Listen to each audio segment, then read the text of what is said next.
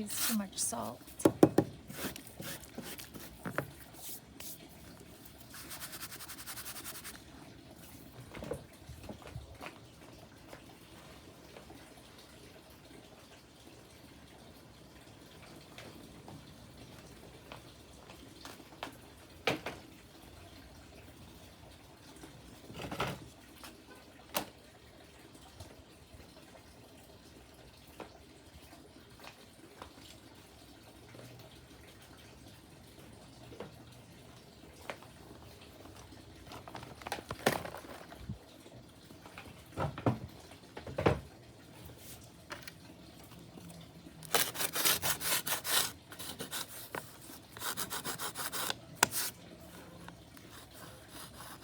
Kind of want to put water on it, but I think that will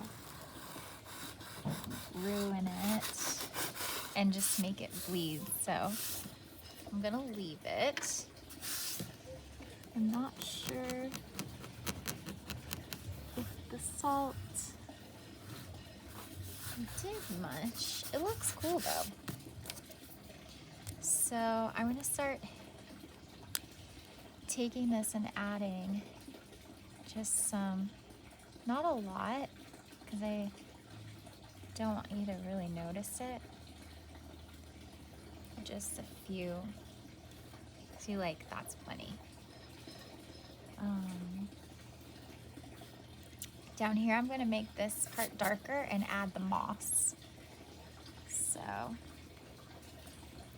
just gonna add like some black speckles on top of where the salt. I like it because it's kind of similar to when you're painting a galaxy, which would be another really cool one to paint. I kind of like using the tie-dye salt and the wet on wet technique for the mushroom. It's really cool, and I like how the blue psilocybin turned out there. That looks really, really cool. There's still some salt on here. Okay, so I'm going to get some water on my brush, and I want to get this dirt and moss thing. Now, I've never really done like a really good moss. I don't think I've ever done moss ever. So that's gonna be interesting. I'm gonna get a smaller brush. I think this will be good for the dirt. Might be too big, but we'll see. So I'm going to use the, make sure you can see. Yeah. I'm gonna use the darkest brown that I have. And I'm gonna get it not very watery. I'm gonna get it pretty, like more heavy on the pigment. And I'm gonna just remember, you can always go darker and bigger. So I always start small. And then that actually looks really cool. So what I like how this turned out is this is where the soil like it's like ripped out from the. What I do like about the salt thing is that when you paint on top of it, it looks really cool. Or when you ink on top of it, it looks really cool. I also like how we did the kind of tie-dye thing where we did the light color and then the dark color on top of it at the same time. That turned out really cool. All right. Oh, the sun's coming out, so it's gonna dry fast. So this is stippling. It's like, you know, going up and down. Kind of gives it, if you want something to be furry or in this case, swirly. And then I always pull it up. So if I'm gonna do that dark there, I wanna pull a little bit of it up here. Like we were talking about having everything in the picture has the color everywhere. Like those little bits of blue that we added at the last minute. Up there and right there. Looks cool. All right, so I'm gonna stop that brown. And I'm gonna draw like tiny roots. They don't have roots like that noticeable, but there are like little fibers. They're almost like hair. So I'm gonna do a couple of those. That'll look really cool. it helps to know plants when you're drawing plants. That's for sure. Okay. And then I'd really like there to be some moss. How do I want to do this? I'm gonna get my smallest brush that I have. Always keep these when they come with this because it helps keep them from getting ruined. I'm gonna get this moss, mossy green. It's like an olive green color. I'm gonna get medium water and color. So it's not like super heavy color, not like super heavy water. I'll probably go over it with these other greens in a second, but I just want to try, and I'm gonna do dots at first because I don't want it to turn into a blob. I want it to look like lichen. I'm gonna put one hanging off the side, and then I'm gonna put one kind of in front, and the pigment is thick enough that it's not watery. It's pretty colored. And now I'm gonna pull, so I did dots, and now I'm gonna pull. Not watery, so if you feel like you're doing this and it's not working, it's probably too much water. This is like really green. And then I'm gonna kind of just pull back and look at it. This looks kind of, it's more moss-esque. Instead of trying to draw like everything so perfect, it kind of is cool. See, now I'm looking back, kind of almost looks like a fern. I'm just going to like keep pulling back my head, even squinting my eyes, looking at it from farther away. I actually like that so much. I'm gonna do it here too. So it's not like trying to look at a piece of moss and paint the moss exactly. It's more like just the idea of moss, and it's like lacy.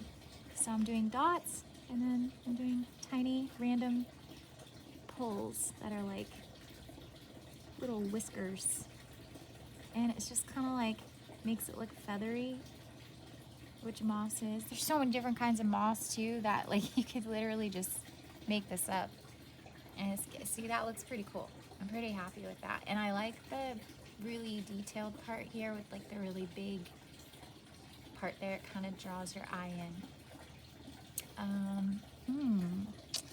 I think I'm just gonna play with cleaning this up a little bit, but I'm pretty happy with it. Ooh, I'm gonna do my little trick of, even though that's not moss, I don't want it to look like moss, but I'm going to, instead of using the ink to clean it up, the black ink from the micron, I'm going to use this because it's a softer edge.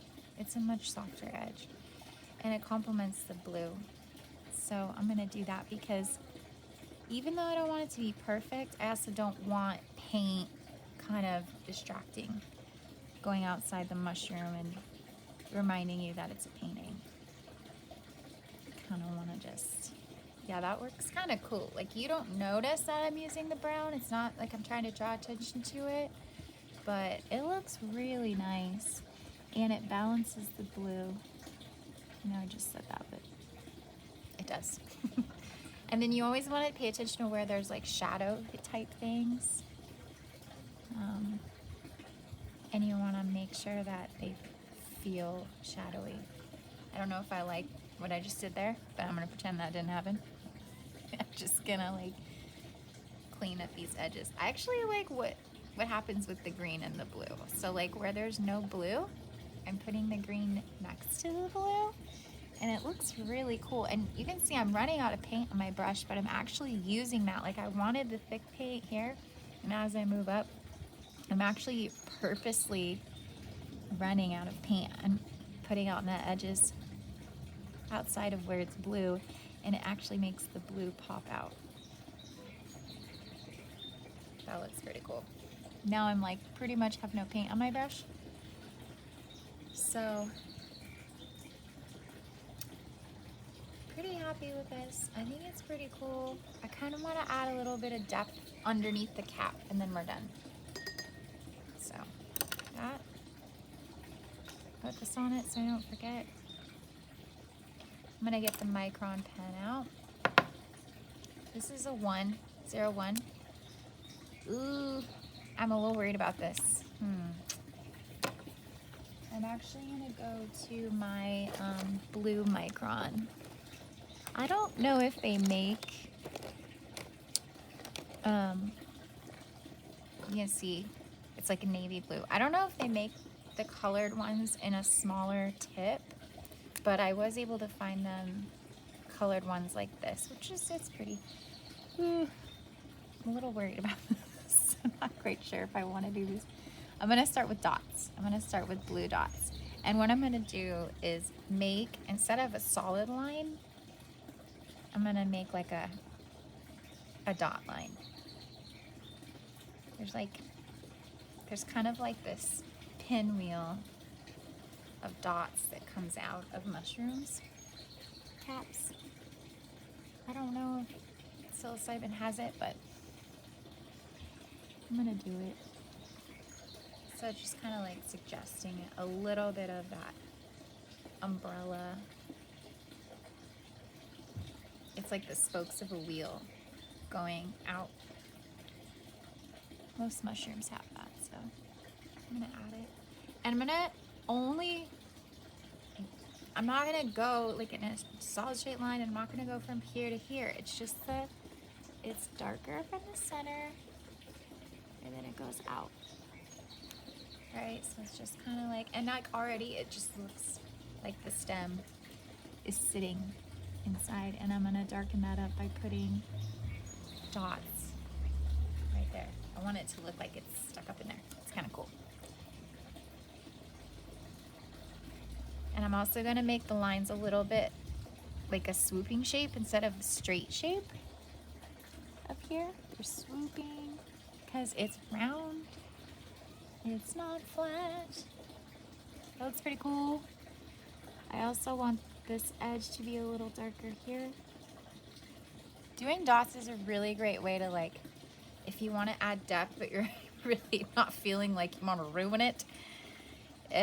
Yeah, dots are cool because you can do this, and then say you go in and you really, really like it, you can always go back with your brush and some black ink and make a whole dark area, right? Like, you can always go forward. I'm gonna go down here too. I feel like it looks cool from the salt, but it also got like lighter. I'm gonna do a cluster. Another thing that's really helped me with painting is like not trying to make everything so symmetrical and permanent. Like, I'm gonna do this cluster here. I'm not gonna do that anywhere else on the stem to try to, like, you don't need to explain yourself when you're painting. That's something that's really helped me a lot. Like, I don't need to be like, oh, this has to also go over here so that you understand. No, you don't have to explain it. Just do it. It looks cool. Just leave it. Now I'm kind of like, ooh, that brought so much attention there. I'm gonna bring it into the soil. And this, I really do like how this dark navy instead of black is looking. I was watching something or taking a class, I don't remember, and I learned that, like, for really small watercolors, someone suggested doing navy blue because it's not as harsh. Oh, I know what it was. I was watching how to do miniature paintings for doll houses, and I was like, that makes a lot of sense. And I like it. So I got this blue micron, and it's pretty cool. I'm pretty happy with that. I'm liking how this is going. I'm kind of distracting away from these ink lines too, because I'm starting to realize I don't really want you to see that. So I feel like that softens it, the ink line. I love the green line that I did there. That looks cool. All right. I'm gonna do threads off the threads, because that helps it look even more. Ooh, that looks really cool. And then I'm gonna put a little bit more depth here under the cap. Again, I'm just thinking about how this cap curls under. The navy looks really cool with the, like, little blue psilocybin-y parts. And again, it's just like, instead of doing a line with my brush or a line with the pen, I just want to close that in so it looks deeper. It's cool. It's really cool. And don't forget to always sign your artwork. Awesome.